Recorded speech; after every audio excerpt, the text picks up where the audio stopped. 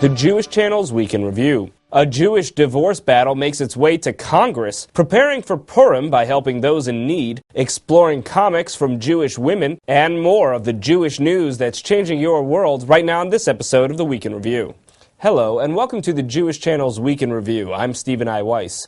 The chairman of the Ways and Means Committee of the U.S. House of Representatives is being pressured by Jewish leaders for his Jewish chief of staff's failure to give a religious divorce to his wife. In what is surely the most prominent case in Jewish history of working to obtain a religious divorce, rabbis are turning to leading websites like the Huffington Post and Politico to add pressure to call out Aaron Friedman, chief of staff to Representative Dave Camp, a Republican from Wisconsin. As TJC has reported before, divorce for some observant Jewish women can be made particularly difficult by the need to obtain a document certifying the divorce, or a get in Hebrew, before they are considered religiously divorced and free to remarry.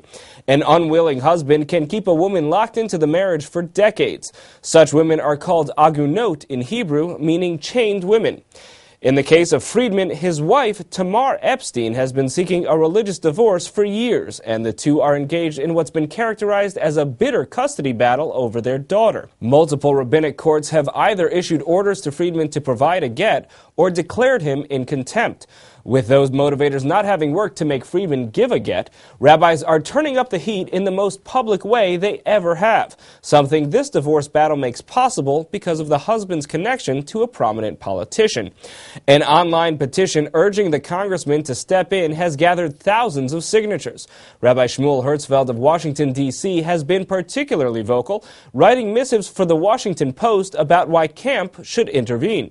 In response to a reporter's inquiry about Hertzfeld's first post, Camp's office replied that the divorce, quote, isn't newsworthy, it's gossip. Hertzfeld responded with another missive on Huffington Post headlined, "Note to Dave Camp, emotional abuse is not just gossip." And Hertzfeld has now told the website Politico that he is planning to write a letter of complaint to the House Ethics Committee, citing a rule that states, an employee of the House shall behave at all times in a manner that shall reflect creditably on the House. But while Jewish concern for women is getting aired in new venues, a Jewish school in Texas won't get a chance to share its talents in front of a statewide audience. The Barron Academy in Houston is an Orthodox Jewish high school with a quite good boys basketball team. The 24-5 Barron Academy Stars are so good that they made it to the 4-team semifinals of the state tournament for the 2A division of the Texas Association of Private and Parochial Schools. Unfortunately for them, the semifinal games are being held on Friday night and the championship game on Saturday afternoon, when the school has said it can't play because of Jewish Sabbath obligations. Though the school has been accommodated with an earlier start time in the initial rounds of the tournament, and the other three teams seemed willing to allow a rescheduling for the semifinals and tournament championship, the Barron Academy's request to have the games rescheduled this time were denied. Barron Academy withdrew from the tournament. The Texas Association of Private and Parochial Schools maintains a policy forbidding Sunday games in the tournament, as that could be a problem for Christian schools. The Barron Academy students are now finding that Jewish observance isn't always fun. But if there's one holiday where observance is most full of celebration, it's most likely the holiday that hits next week, Purim. Meredith Gansman reports on efforts to make sure it's a joyous holiday for those in need. Purim is about more than just Haman and Hamantashen. Also traditional during the holiday, which celebrates the Jews' survival in the ancient Persian Empire, is offering a food package to a neighbor, known as Mishloach Manot. Giving charity is also customary. Volunteers turned out last Sunday for an effort that combines these two traditions. In New York, where millions of people do not have enough food to eat and rely on food pantries and soup kitchens, the Pack It Up for Purim campaign has collected some 2,000 food packages for people in need. This year's campaign is sponsored by the UJA Federation of New York, AmeriCorps, and the Metropolitan Council on Jewish Poverty. Instead of just giving, a candy and a fruit or something like that, we're actually giving full packages that you can see inside it. Pack It Up for Purim is a specifically Jewish way of addressing the issue of hunger for low-income families in New York. I think this just all goes together as part of, Jews helping other Jews, and there's unfortunately a lot of hungry, needy Jews in the city. And, through UJA Federation of New York's initiative this year, we can actually get about 2,000 packages, 2,000 families with more food this year. But as more and more people are relying on services like food pantries and soup kitchens for aid, these charities are finding it harder and harder to meet the demand. Pack It Up for Purim is supplementary to the regular food distributions by the UJA and other organizations. We're now helping to alleviate some of the need that they have and some of the the extra numbers and the extra requests. By us providing this food, that many more families can get fed.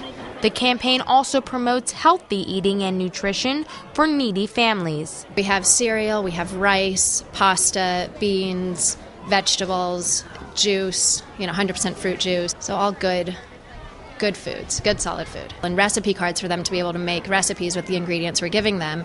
So the food that we're giving inside is, a good basic for a family's 1 week's worth of food. For more on Pack It Up for Purim, tune into the full broadcast version of the Week in Review.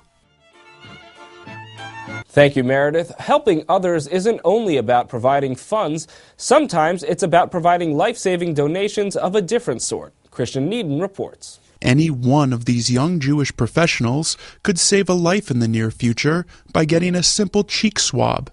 That's because the Gift of Life Bone Marrow Donation Registry has partnered with B'nai B'rith to encourage younger adult Jews to sign up as donors while attending social events like this one. The one-year-old B'nai B'rith Young Professional Network of New York City held its annual kickoff event last week at a downtown bar, appropriately named Revival, with Gift of Life representatives like Tammy Hepps registering attendees as bone marrow donors and raising both funds and awareness for young Ezra Feynman, whose quest for a bone marrow transplant inspired a video plea on his behalf from actress Mayim Bialik.